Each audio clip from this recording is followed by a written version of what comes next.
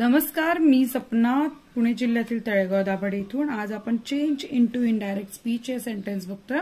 I want to work for you, I said. आता एक खूप सोपं वाक्य आहे. वाक्याचा काळ बघणं आपल्यासाठी खूप गरजेचं आहे, कारण इनडायरेक्ट स्पीच म्हणजे अप्रत्यक्ष कथन, ज्याच्यामध्ये आपण एखाद्यानं बोललेलं संभाषण दुसऱ्याला सांगत असतो.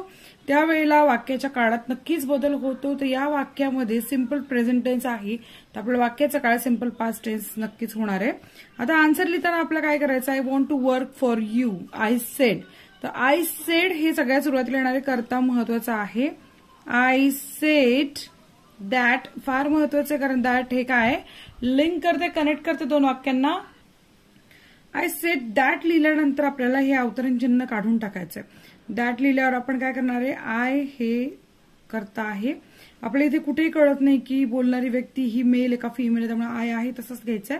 आता वाक्याच्या काळात बदल होते, त्यामुळे क्रियापदात बदल होणार आहे, कारण क्रिया ही कशी होणार आहे? भूतकाळी होणार आहे. I wanted to work for you. So in this way we have to write the sentence answer. तर इथे आपलं उत्तर असं आलं. व्हिडिओ आवडल्यास लाईक करा, चॅनलला सबस्क्राईब करा.